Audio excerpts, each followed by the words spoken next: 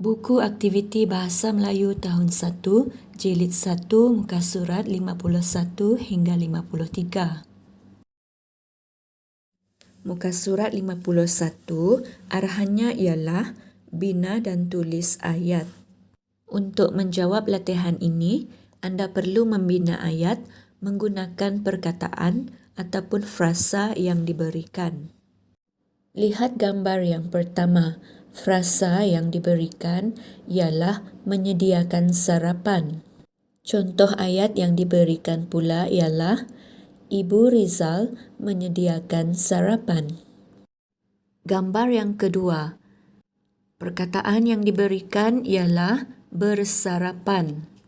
Contoh ayat yang anda boleh bina ialah Rizal bersarapan sebelum ke sekolah. Seterusnya gambar yang ketiga, frasa yang diberikan ialah roti bakar. Contoh ayat yang anda boleh bina ialah Rizal makan roti bakar yang disediakan oleh ibunya. Gambar yang keempat, frasa yang diberikan ialah susu segar.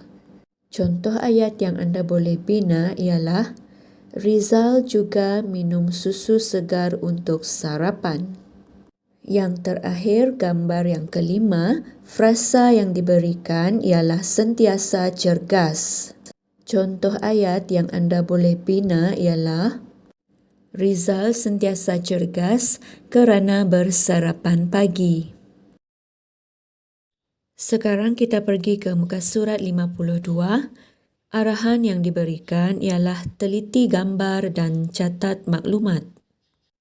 Lihat gambar ini, tajuknya ialah menu berkhasiat. Di sebelah sini menunjukkan masa pukul 6.45 pagi. Makanan yang dihidangkan ialah bijirin, tembikai, roti bakar, telur dan susu. Di sebelah kanan ini pula menunjukkan masa pukul 1 tengah hari. Makanan yang dihidangkan ialah agar-agar, sup sayur, nasi kukus, ikan bakar dan jus buah. Kemudian lihat di bahagian bawah ini. Ada 3 bahagian yang anda perlu isi, iaitu sarapan, pencuci mulut dan makan tengah hari. Untuk mengisi bahagian sarapan, anda perlu merujuk gambar sebelah kiri. Apakah makanan yang dihidangkan untuk sarapan?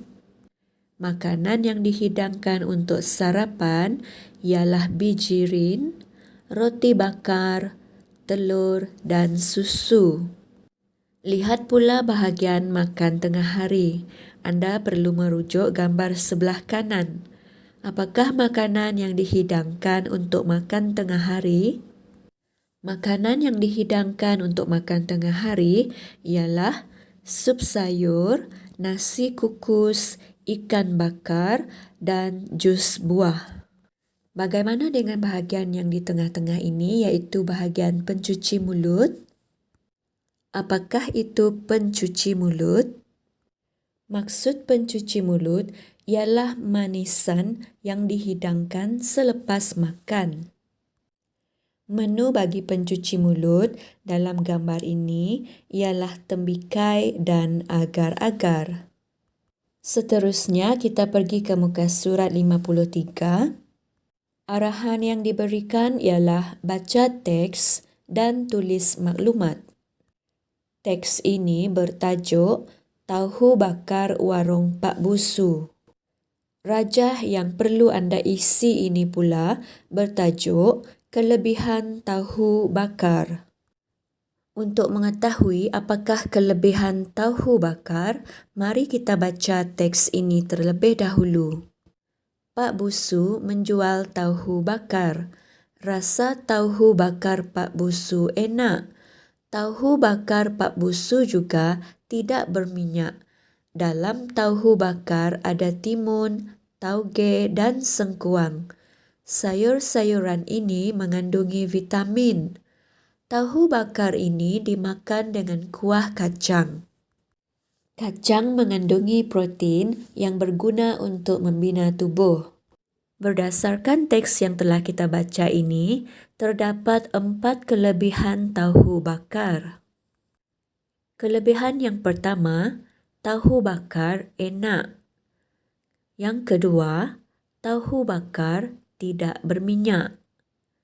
Yang ketiga, tahu bakar mengandungi vitamin. Dan yang keempat, tahu bakar mengandungi protein.